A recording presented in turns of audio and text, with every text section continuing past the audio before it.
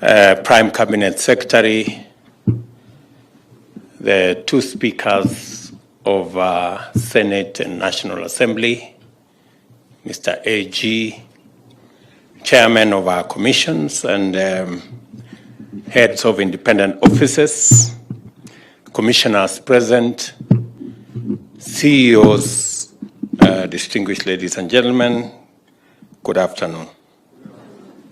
Hamjambo. Happy New Year. First, let me take this opportunity to apologize. This function started late because of a small conflict in my diary. I was engaged in another meeting with the Ministry of Health because health is a very important component of our bottom-up economic transformation agenda, commonly known as the plan.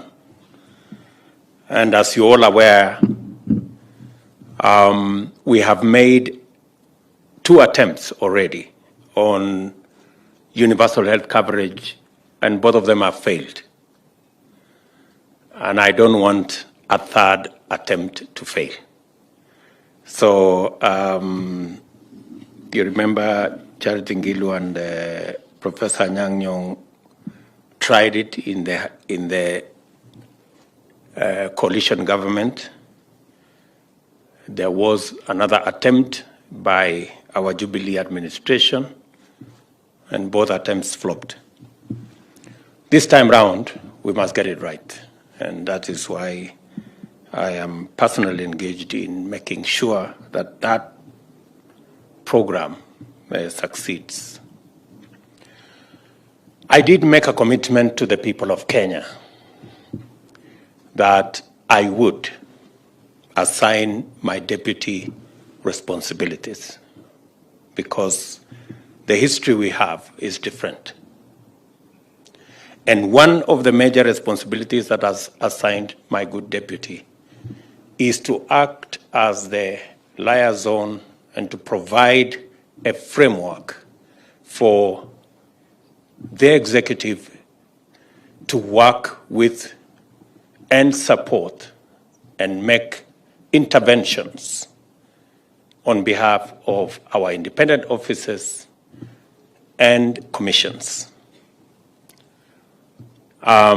This was premised on my belief that the work of independent offices and independent commissions is critical to the delivery of government programs and to the success of our country.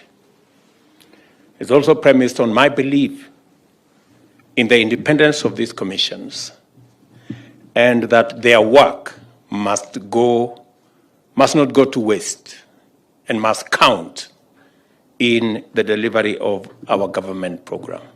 You've heard from the Deputy President that my instructions were very clear. We have no intention whatsoever to managing the commissions or interfering in the work of the commissions.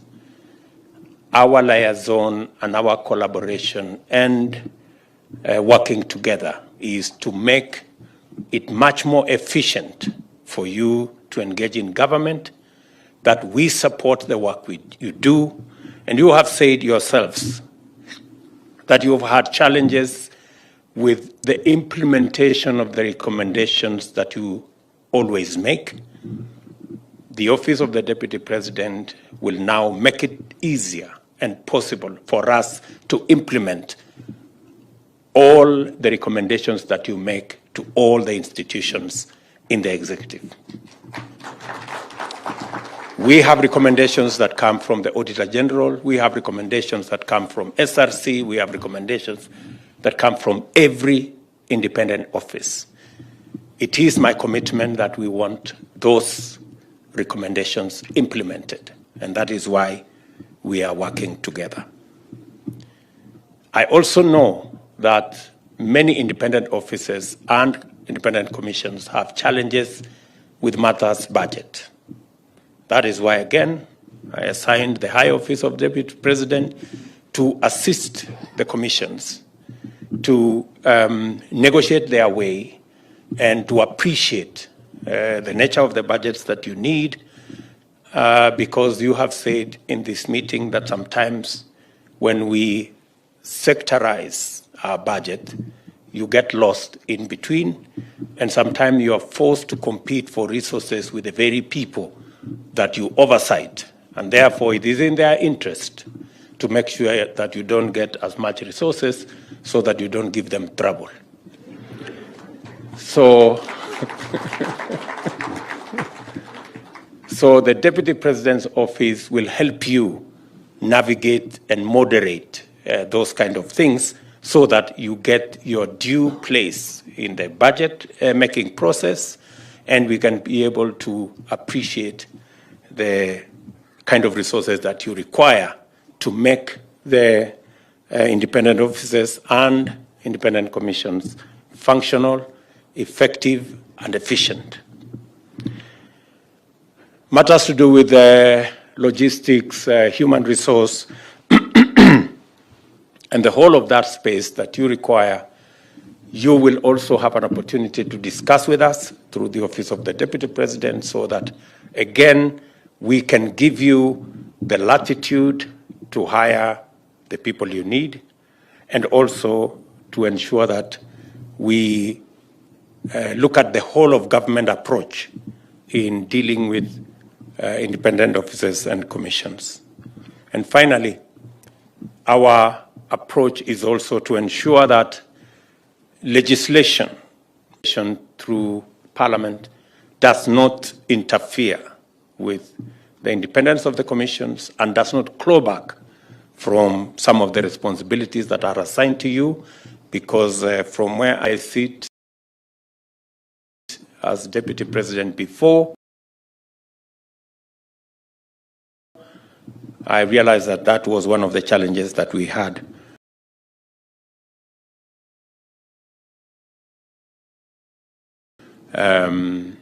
When dealing with independent offices and commissions. So that is the context that we are having this engagement. It is the same context that we have an engagement with the judiciary. Our belief is that an efficient, effective, independent judiciary serves the country better and holds all the other institutions of government to account, which then works for the people of Kenya.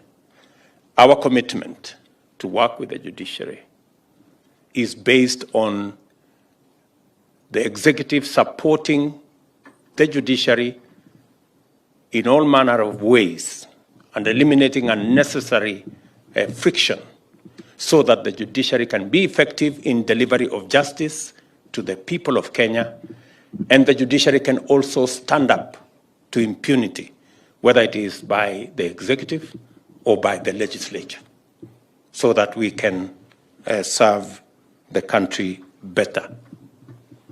We're also committed to supporting our legislature. I have had consultations with the speakers so that they can also better discharge their oversight responsibility, provide a platform for the people of Kenya and their representatives to make their case, and to pass legislation that ensures that this country moves forward.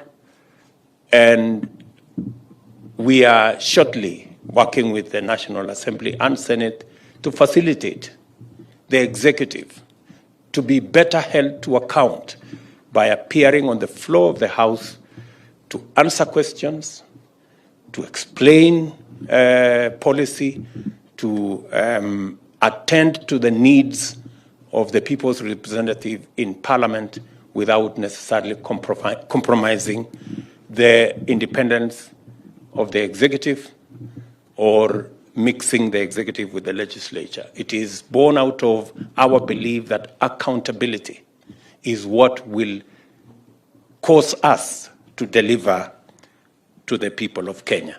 So it is in that context that I believe that we need to have a working formula and metrics and arrangement between all arms of government, including our independent commissions, and independent offices. And therefore, I welcome all of you to this very highly important gathering. Thank you for making time to be here. I appreciate the goodwill that you have shown, and I do not take it for granted that we can sit together as different arms of government and independent institutions to think about how we can deliver better for the people of Kenya. We have all come here to participate in a long overdue meeting. I know you've had consultations with my deputy in different situations, but I was also looking forward for us to having this meeting so that we can inaugurate a new paradigm in our collective deliberation, consultation, and aim at working to unlock the full potential and promise of our constitutional dispensation.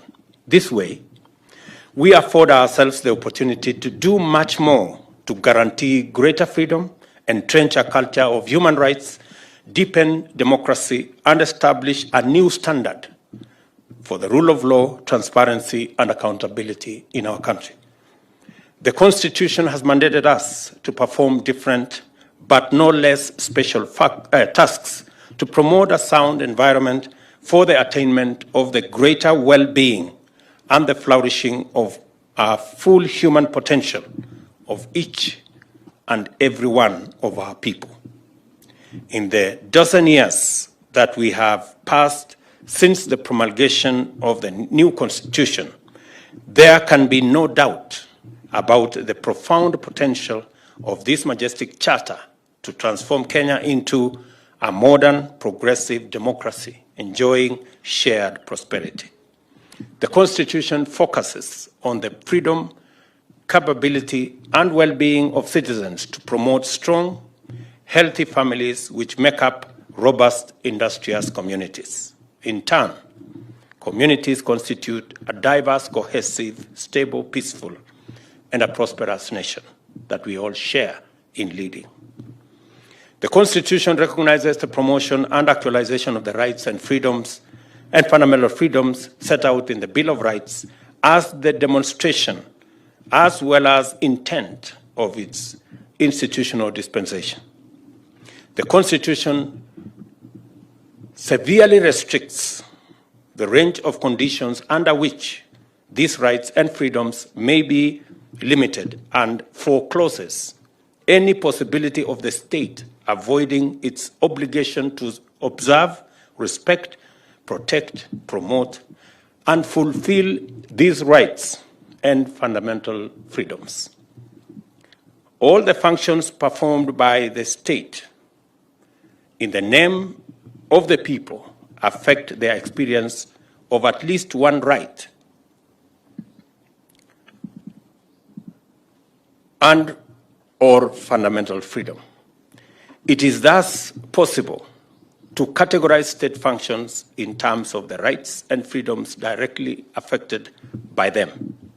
The organs of government, together with their constituent mandates and functions, as well as commissions and independent offices, are explicitly and implicitly directed towards the observance and fulfillment of certain constitutional obligations connected with corresponding rights and freedoms.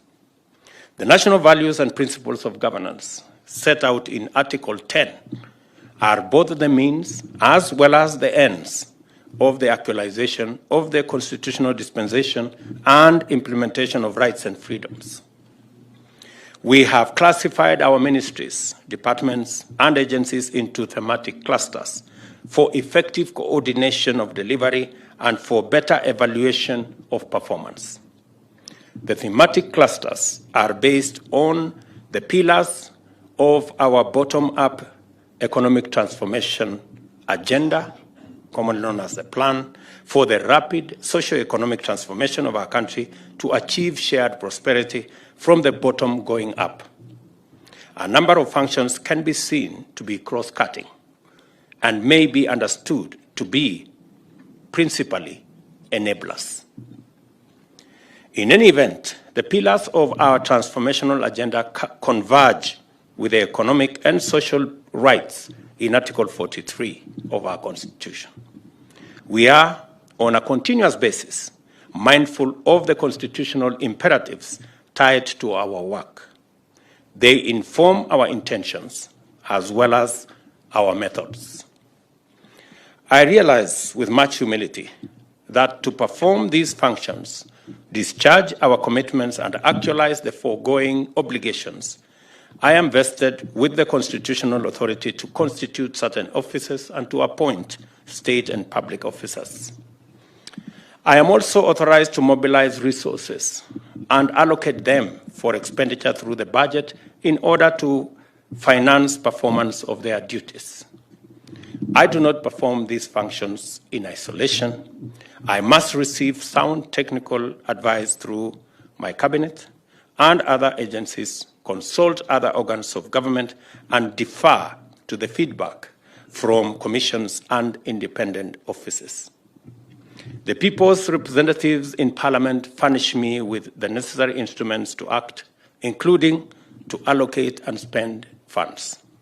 From time to time, the judiciary likewise furnishes me with decisions, opinions, and advisories arising from its exclusive constitutional mandate to interpret the Constitution and all laws.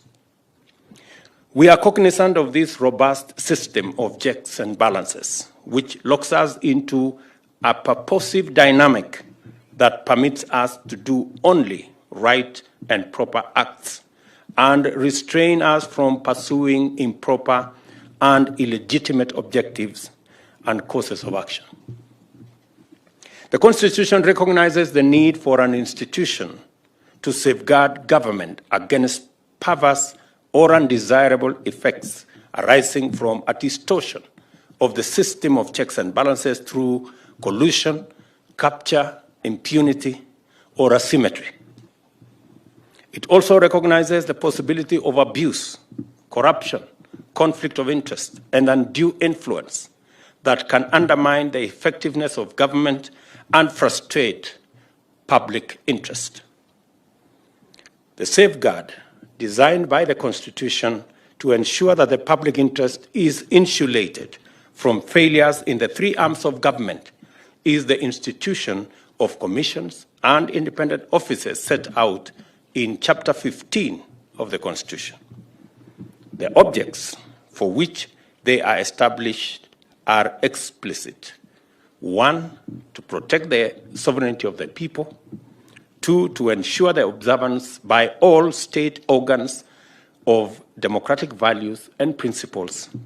And 3, to promote constitutionalism. A very strong indicator of their safeguard, or a very strong indicator of their safeguard role, is the constitutional architecture, in the fact that they are only subject to the Constitution, the law, and utterly liberated from any external influence, control, or direction. Likewise, to further highlight this constitutional pride of place, the tenure, terms of service, discipline, and removal are rigorous and entailed by design and are also explicitly expressed in the Constitution itself. To remove a member of a commission or holder of independent office, a petition has to be transmitted to the President after consideration by the National Assembly. The President may suspend the member, but shall appoint a tribunal to investigate the matter and make a binding recommendation to the President. There is no provision for a tribunal to say the President will decide. It is the tribunal that decides whether that person is dismissed or is reinstated. Commissions and independent offices are indispensable to the integrity, efficiency, and effectiveness of government, much in the same way as the internal audit function does to organizations.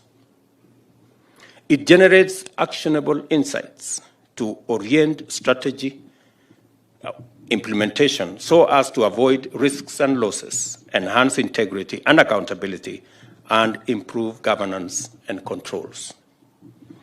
We are committed as an administration to full and consistent compliance with the Constitution as a means of achieving sustainability in our governance agenda and demonstrating that sustainable development demands institutional soundness, which calls for constitutionalism.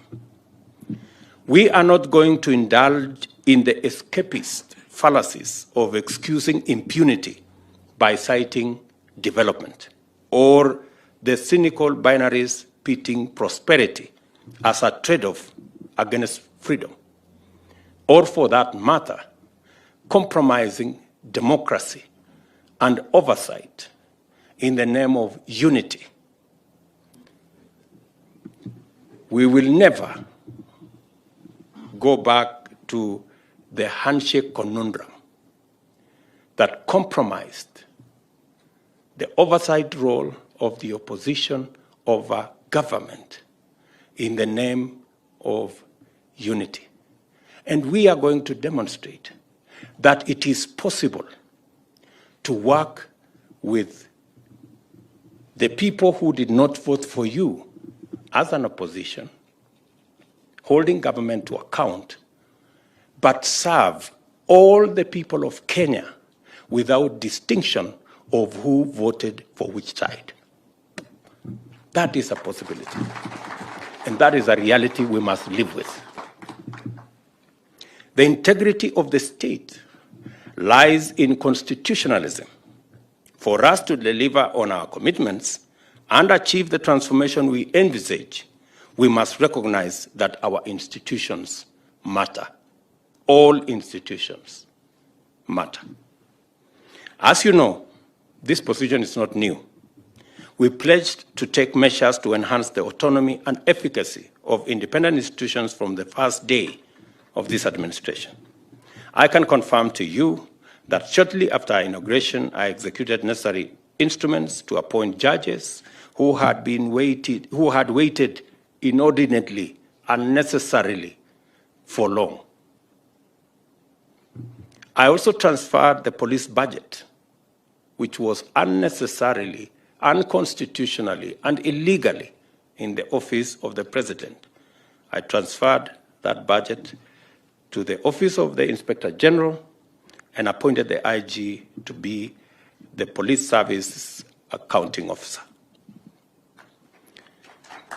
I will also enhance the budgetary allocation to the judiciary as promised, with continuous commitment to sustain it for 5 years in order to accelerate its urgently needed infrastructure development, especially in terms of constructing new court stations in presently unserved or understaffed parts of the country. I remember instructing last week our comptroller, who was the accounting officer for the defunct NMS, to transfer the money to the judiciary for them to pay for the small claim courts that have been established in Nairobi as part of my commitment when I took office. We therefore have a good track record in connection with this commitment because we believe in doing the right thing, not because it is politically expedient or otherwise advantageous, but because it is the right thing. And the Constitution is our ultimate benchmark of what is right. We have walked this road for a while now, and the judiciary can bear witness that there has been no attempt whatsoever to capture the judiciary, or any of its constituent organizations and departments, or any of its officers. We want to strengthen our republic by expanding its economy while enriching its institutions. And I mean all institutions, the institutions of parliament, the institution of the judiciary, the institutions under the Chapter 15 institutions of independent offices and independent commissions. Any policy which has the intention or effect of undermining or compromising the autonomy and effective functioning of commissions and independent offices directly assaults the people's sovereignty and through commission or omission sabotages the realization of important rights and freedoms. The existence of the institution of commissions and independent offices, therefore, must force us to stay vigilant at all times and mindful of every real boundary that exists between organizations and agencies of state and government, and by implication of the clear, inevitable, and rigid limits constitutionally imposed on the power and authority we exercise in the public interest. The performance of the Independent Electoral and Boundaries Commission in the last general election and all the circumstances surrounding it are illustrative of this point.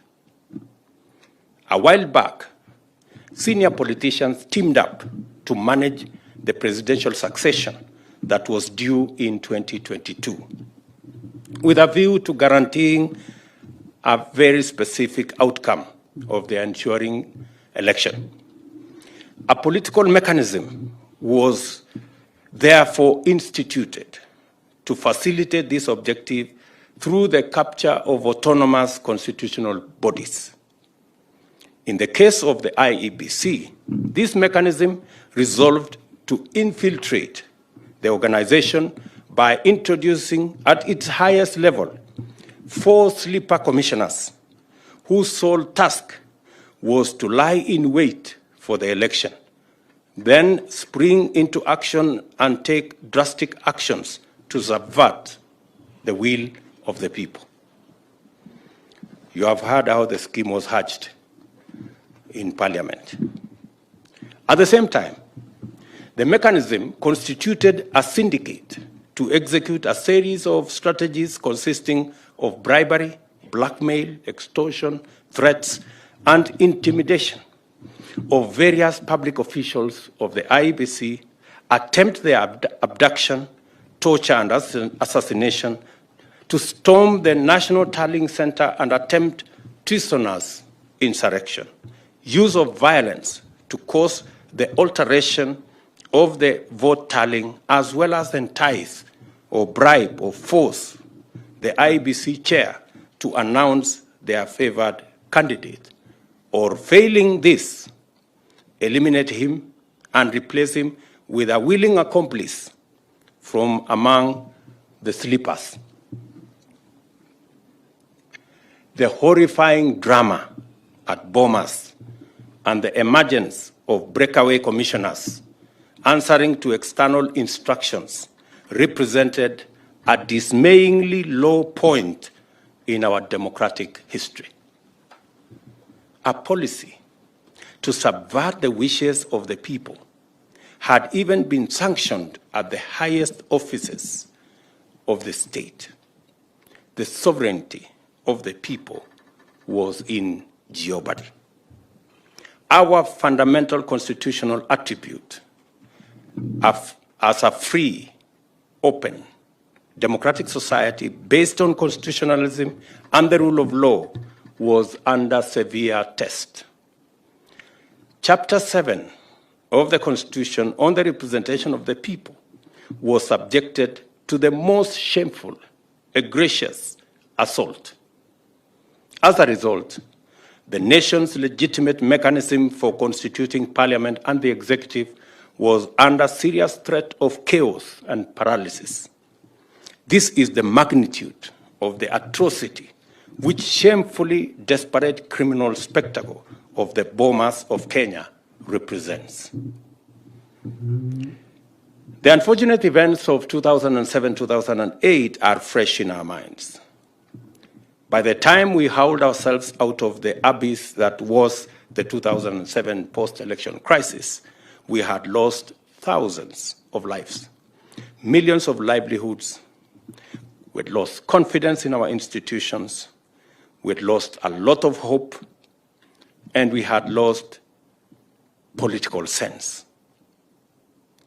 The 2022 assault was intended to go much further and subject this country to a much more insurmountable existential predicament. In the midst of this menacing storm of violent criminality, unrelenting corruption, and reckless determination to subvert the Constitution, dismantle institutions, and take our nation apart, a ray of courage and integrity was shown on us by God's grace. The leadership of the IEBC, comprising a minority of the commissioners, the Secretariat, and the staff of the Commission, rallied together and resolved to vindicate the democratic will of the people of Kenya.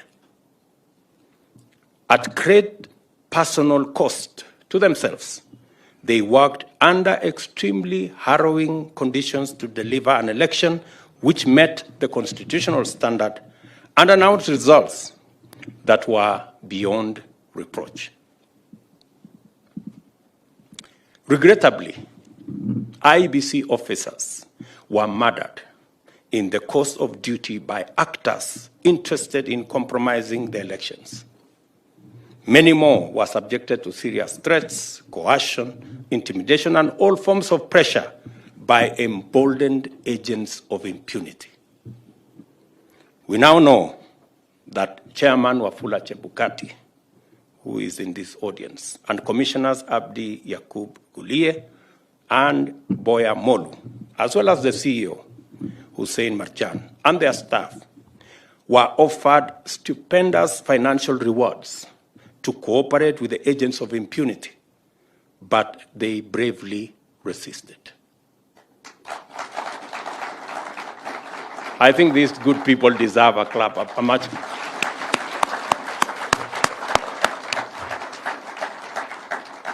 We also know that they were subsequently threatened with dire consequences for them and their families if they did not do the system's bidding and overturn the choice of Kenyans. Again, we know that they stood strong and firmly said no. Can we clap for these people?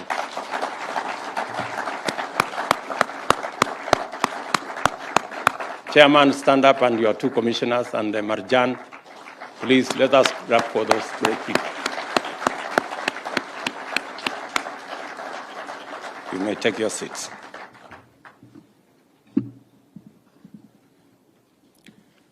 We also know that there was a direct attempt to abduct Wafula Chebukati and murder him so that the commission would be paralyzed, or a compliant commissioner take over and subvert the people's sovereignty. It was a hard, cold, and lonely time. The threats were dire. The promised rewards very lavish, and the pressure relentless. It matters always that a public officer endeavors to do the right thing.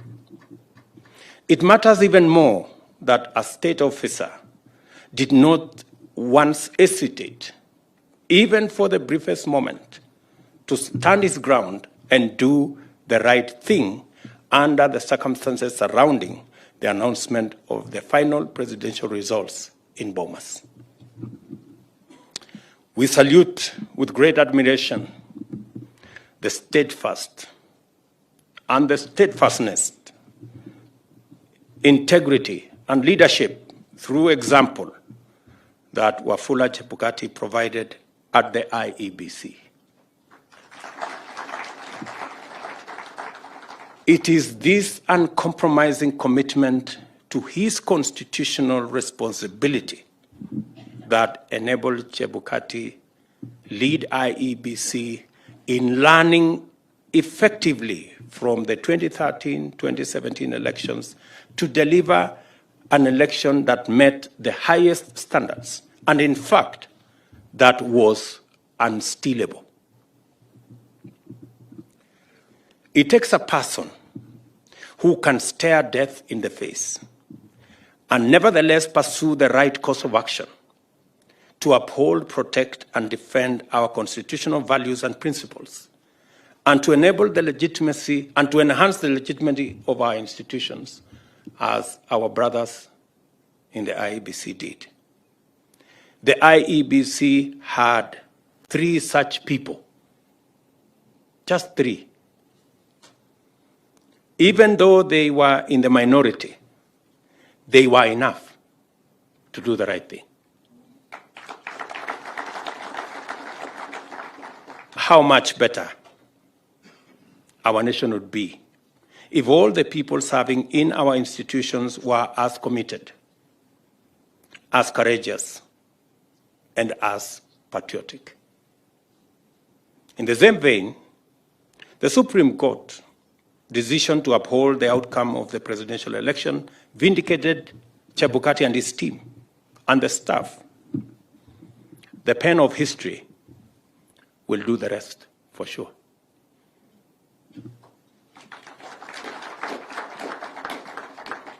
Through Wafula Chebukati, we have seen what integrity looks like at work. We have witnessed him lead an organization in learning from its mistakes and do better each succeeding time. We have seen him refine the art and science of delivering elections that are difficult to overturn. Finally, we have seen him and his team withstand heat and pressure, resist threats and intimidation, reject bribes and enticements in order to stand with the Constitution and with the people of Kenya. How I wish each and every chairman, each and every commissioner, and each and every holder of an independent office can stand in the manner in which Chebukati has led and his team by example. I hope that no other chairman of IEBC or indeed any other institution or commission will have to endure the kind of humiliation, threats, blackmail, bribery, and everything else that Chebukati and his team went through. Chebukati's experience and the fine example, and his fine example brings home in graphic detail the implicit admonition of the Constitution. Commissions and independent officers are the auditors of auditors. They watch over watchmen. The attainment of the promise of this constitutional dispensation depends on their integrity and vigilance. If commissions and independent officers or their leadership or membership go rogue, the people will be on their own as things fall apart. If, on the other hand, commissions and independent officers are steadfast in advancing their constitutional mandate, as the Chebukati team have demonstrated to us, Kenya's institutions will receive the necessary impetus towards realizing the people's aspirations by protecting rights, enhancing freedoms, deepening democracy, and unlocking the huge potential that our country is. As a matter of fact, this is my principal motivation for initiating this engagement between the executive and the commissions and independent institutions. I believe in teamwork. We are all on the same side, even if we play different parts. If every institution rises to their highest potential and operates effectively, there will be opportunity for coordination, collaboration, cooperation, and complementarity, as well as a healthy competition for the benefit of the people of Kenya. And I dare say the same of Bishop Emeritus Eliud Wabukala. Your service at EACC, the stability you have brought, the focus you have instilled, and your team stands out. You leave EACC with your head high up. And again, congratulations. Congratulations, my sister, Dr. Jane Kiringai. You have worked with me. I know your passion and commitment. I remember the incident when I told you, please, when it's time to leave, don't hesitate. And I was saying it in the context of those of us who are politicians, because I was explaining to her how many politicians, they never know when to leave until the people throw them out. So, but I agree with you. Maybe it's time to change stations, not. And the things you have so passionately articulated about our cities and towns, I agree with you. It is on my radar to do.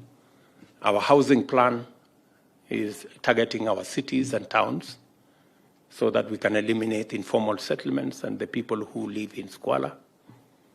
Our plan on solid waste to energy, both in Nairobi and all the other towns, is part of the plan around our cities.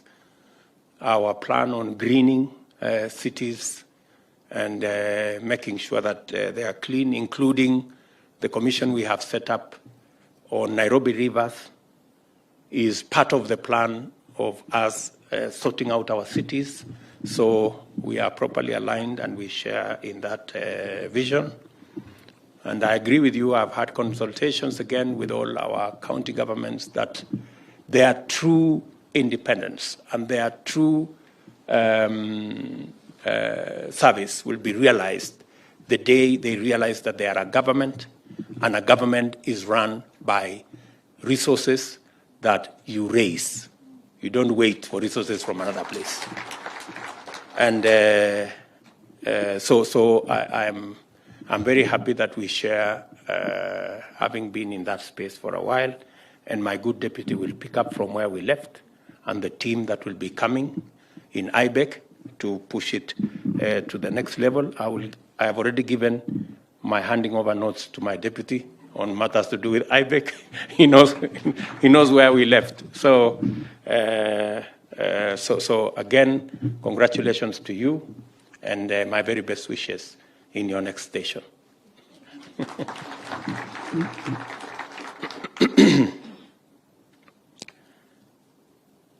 Finally, the purpose of this gathering, therefore, is to kickstart sustained deliberation and productive engagement on the most appropriate ways and means of accelerating the full actualization of our constitutional dispensation. We are mandated to reason together from time to time and to collaborate in forging the best way forward for protecting and enhancing democracy, the rule of law, transparency, accountability, and all areas of human rights and culture. There is a role for each one of us,